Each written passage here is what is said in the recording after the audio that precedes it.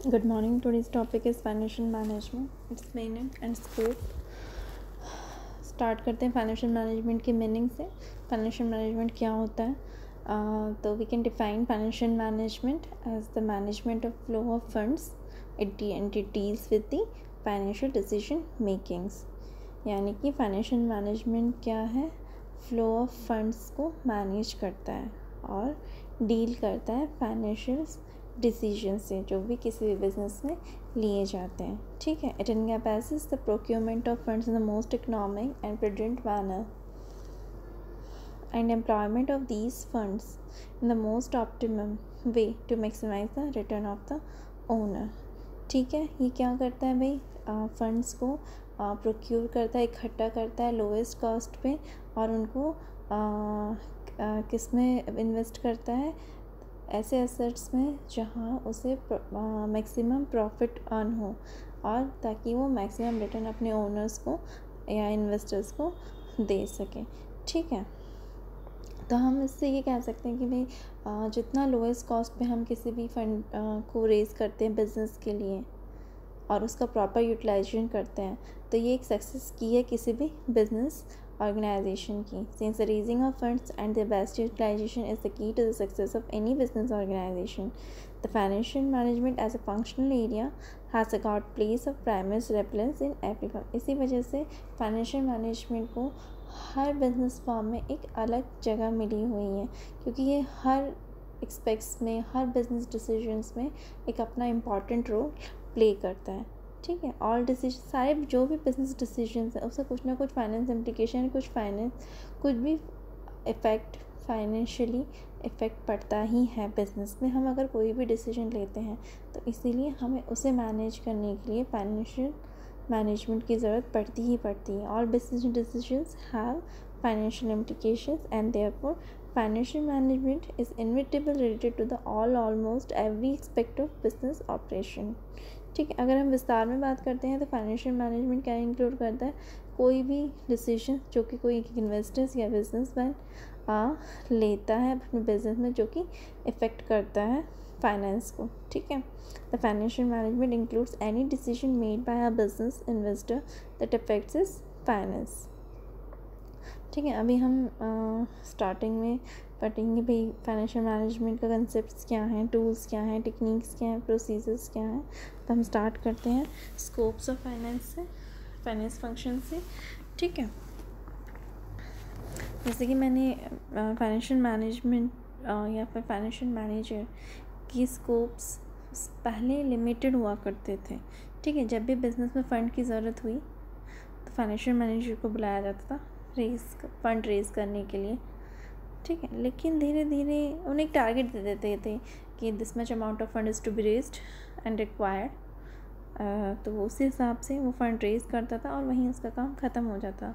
लेकिन धीरे धीरे टाइम के बाद में रियलाइज़ हुआ कि नहीं, कोई भी डिसीजंस बिज़नेस से रिलेटेड अगर लिया जाता है तो वो कहीं ना कहीं बिज़नेस के फाइनेंस को या फिर फाइनेंशियली उसको कहीं ना कहीं इफ़ेक्ट करता है. इसी वजह से फाइनेंस मैनेजर का हमेशा बिज़नेस में होना बहुत ज़रूरी है. Like the financial manager was concerned and called upon at the event of requiring of fund. The financial manager was formally given a target amount of fund to be raised and formally was given the responsibility of procuring of this fund. ठीक है. उसके functions was limited है कितना? raising of funds and as when the need was felt. जब भी हमें ज़रूरत हो तब. एक बार फंड प्रोक्योर हुआ then function is over. ठीक है. अगर हम इसे आज बात करें तो financial manager is required look into the financial implication of any decision in the fund. The financials of financial manager is to now the manage to the fund. ठीक है. अभी फाइनेंशियल मैनेजर का फंक्शन क्या है? Fund को manage करना. ठीक है. इस तरीके से हम अगर बात करें तो फाइनेंशियल मैनेजर किन किन चीज़ों पर फोकस करता है अपने फ़ंड प्रोक्योर करने में? First one is procurement of funds. Fund को इकट्ठा करने में लोएस्ट कॉस्ट पे. Procuring the required amount of funds as and when necessary at the lowest cost. ठीक है. सेकेंड है investing these funds in various assets in the most profitable way. इन funds को जो हमने इकट्ठे कलेक्ट किए हैं या फिर प्रोक्योर किए हैं, इन्हें वेरियस एसेट्स में इन्वेस्ट करना मोर प्रॉफिटेबल मैनर में, ताकि ज़्यादा से ज़्यादा प्रॉफिट अर्न हो सकें। Distributing returns to the share holder in order to satisfy their expectations from the firm, ठीक है, अपने इन्वेस्टर्स को रिटर्न करने में, ताकि उनको हम सेटिस्फाई कर सकें या उनकी जो भी एक्सपेक्टेशंस हैं फर्म से उन्हें फुलफ़िल कर सकें, ठीक है। जैसे कि हमने ये डिस्कस किया कि भाई फाइनेंशियल मैनेजर कहाँ कहाँ फोकस करता है। इस तरीके से अगर हम उनकी फंक्शंस को अगर समराइज करना चाहें तो हम कर सकते हैं कि that first one is overall financial planning and control. Yes, देखा जाए पूरे फाइनेंस को प्लानिंग करके चलता है, कंट्रोल करके चलता है, तो overall financial planning and control. Second, raising of funds from different sources, different sources से रिक्वायर्ड अमाउंट ऑफ फंड को वो रेज करता है। Second, next is selection of fix assets का सिलेक्शन करता है जो कि ताकि वो कलेक्टेड फंड को इन्वेस्ट कर सके प्रॉफिटेबल मैनर में। Next is management of working capital manage करता है, वर्किंग कैपिटल को मैनेजमेंट करता है। Any other, next last one, any other individual financial, और कोई भी फाइनेंशियली रिलेटेड कोई भी इवेंट हो, ठीक है। इन फंक्शंस को परफॉर्म करते वक्त फाइनेंशियल मैनेजमेंट को कुछ चीज़ें भी फेस करनी पड़ती हैं। तो वो चीज़ें कुछ इस तरीके से हैं कि भाई what should be the size of the firm, एक फर्म की साइज़ क्या होनी चाहिए, and how fast should it grow, ठीक है। It means the size of the firm is measured by the value of its total assets as shown in the balance sheet। किसी भी firm की size हम कैसे पता लगा सकते हैं, उसकी टोटल एसेट्स से जो कि बैलेंस शीट में शो करते हैं हम, ठीक है। और किसी फर्म की ग्रोथ वो हम मेजर कर सकते हैं उसकी change in percentage in the assets of the firm, ठीक है। The firms growth can be measured by the yearly percentage change in the assets of the firm, ठीक है। ये फाइनेंस मैनेजर को डिसाइड करना है कि भाई साइज़ क्या होनी चाहिए, ग्रोथ पैटर्न क्या होना चाहिए एसेट्स का, ठीक है।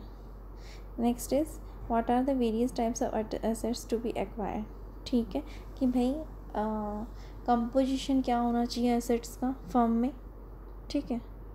Whenever and whichever assets are acquired by the firm, the finance manager has to evaluate as to how it's going to contribute to the wealth of the firm. इसे हम investment decision भी कहते हैं कि भाई इस तरीके के फंड्स को हम इस तरीके के इन्वेस्टमेंट्स को हम ऐसे फंड में इन्वेस्ट किया जाए, ऐसे एसेट्स में, ताकि हमें मैक्सिमम प्रॉफिट मिले वहाँ से, ठीक है। Next is what should be the pattern of raising of funds from various sources. हाँ, ये भी है कि भाई जिस तरीके से हमने ऊपर डिस्कस की कि साइज़ क्या है, उस हिसाब से पैटर्न भी होना चाहिए रेजिंग ऑफ फंड्स का वेरियस सोर्सेज से, कि what should be the composition of the liabilities of the firm. The liabilities and capital represent the financing sources which firm uses to the raise funds to make investments, ठीक है।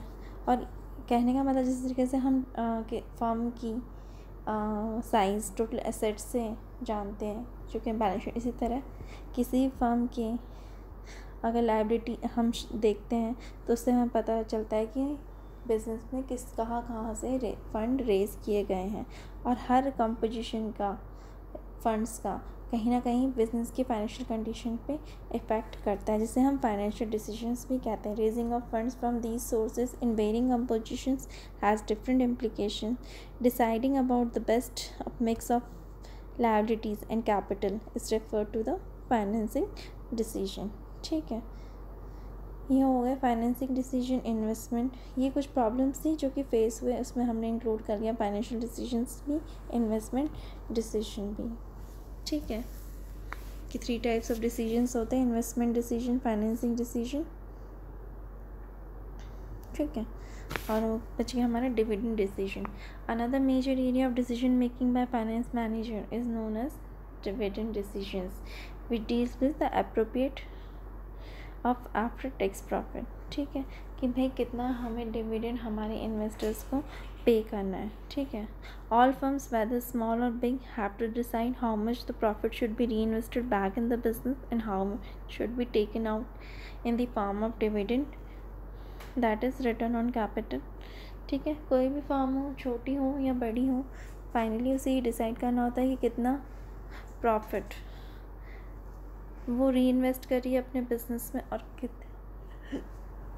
कितना वो अपने investors को return मतलब share holders को as a dividend return कर रही है। तो ये 3 मेन इंपॉर्टेंट डिसीजंस हो गए, एक financing decision, investment decision and the last one is dividend decisions. तीनों ही बहुत इंपॉर्टेंट हैं।